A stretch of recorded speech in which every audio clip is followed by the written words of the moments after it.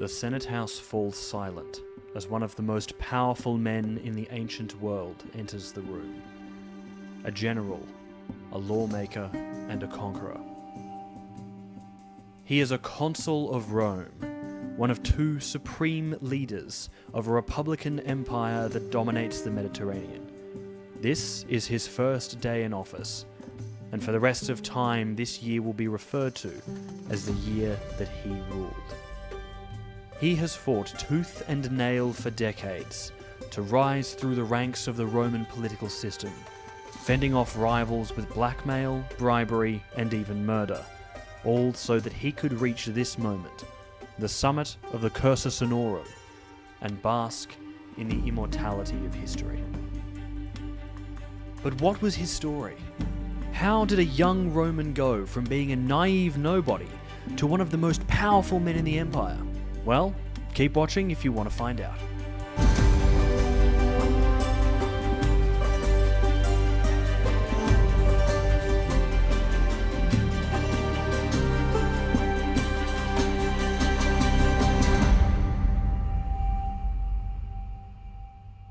Welcome back to AD BC History.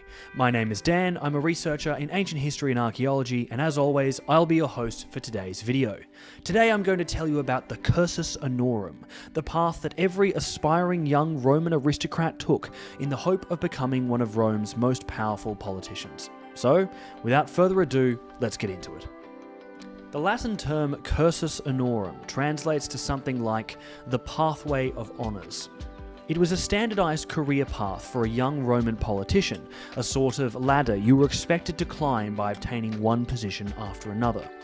The Cursus Honorum was based around the progression upwards from Quaestor to Praetor to Consul, though there were other sideways steps you could take as well. In ancient Rome, each position only lasted for 1 year before another round of elections was held to replace you, and then the Roman Senate was comprised of everyone who had previously held one of these positions. So this was why every Roman aristocrat wanted to get one at least once, so that they could be a senator for the rest of their lives. And in ancient Rome, if you weren't a member of the Senate, you weren't anyone.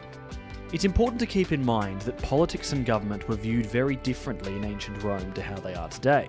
For example, there were no formal political parties in ancient Rome, like the Democrats or the Republicans, though informal parties of politicians whose views aligned certainly did exist. They just didn't have logos and a colour scheme. There was also no system of electorates or proportional representation. You weren't the senator from a given province or the congressman from a particular town. You just had whatever position you'd managed to get elected to. It's also important to keep in mind that the Cursus Honorum changed a lot over time, particularly the age requirements for each position, and the number of politicians that were elected to each position every year. In this video, we're going to talk about the Cursus Honorum as it was during the high point of the Roman Republic, during the time of famous Romans such as Pompey, Cicero, and the early career of Julius Caesar. It was expected that every aspiring Roman politician would start their career with a period of military service, probably about 10 years, during which time they would be an officer in the cavalry, the equites, or an assistant on a general's staff. Then, once you were in your 30s and you were eligible for the lower level positions, you came back to Rome and the real work began. The normal thing to do at this point was to get yourself elected as one of the year's 20 Quaestors, for which the minimum eligible age was 30.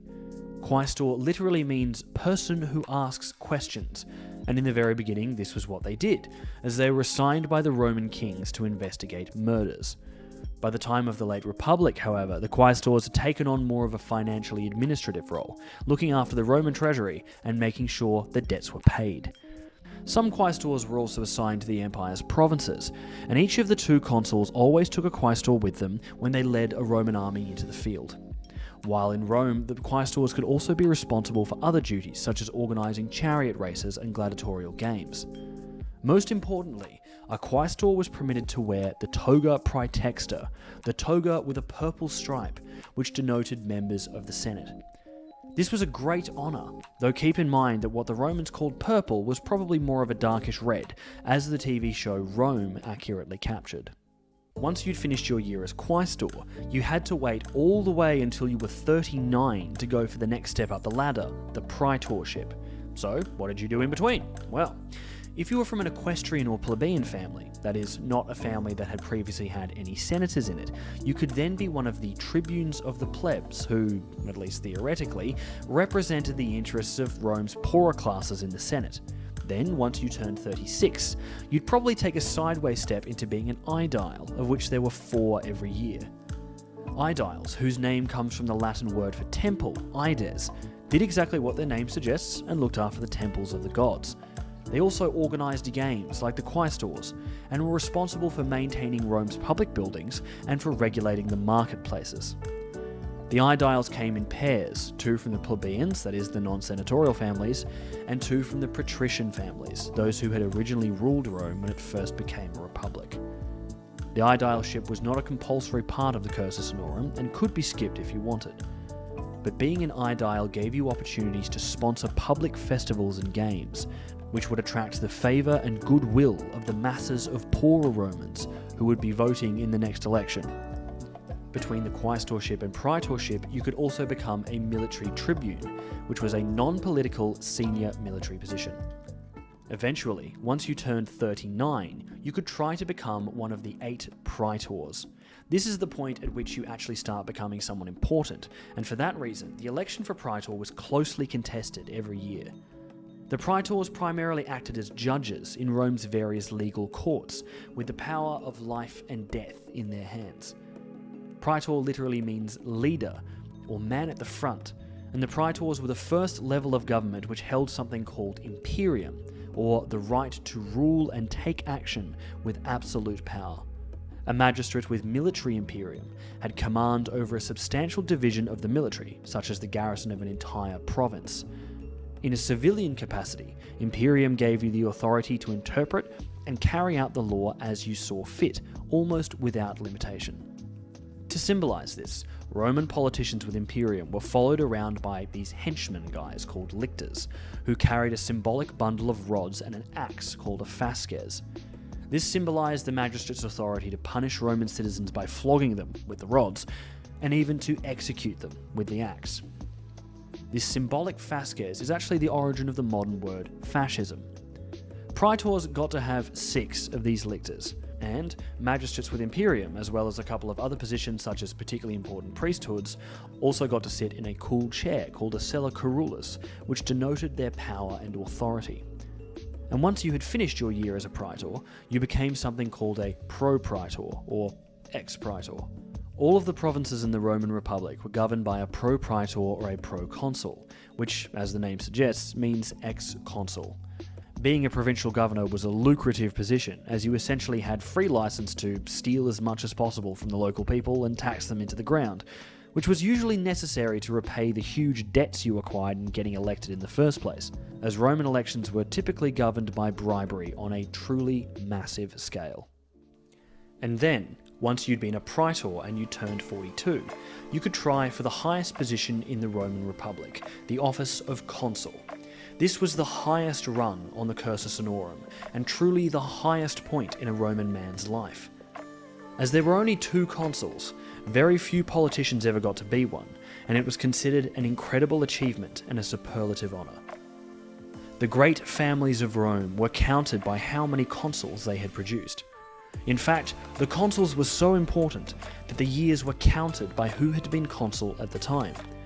For example, the year 61 BC was Marcus Messala et Marcus Pisone consulibus, or in the consulship of Messala and Piso. And to show how important they were, each consul was followed around by no less than 12 lictors, double the number that a praetor got.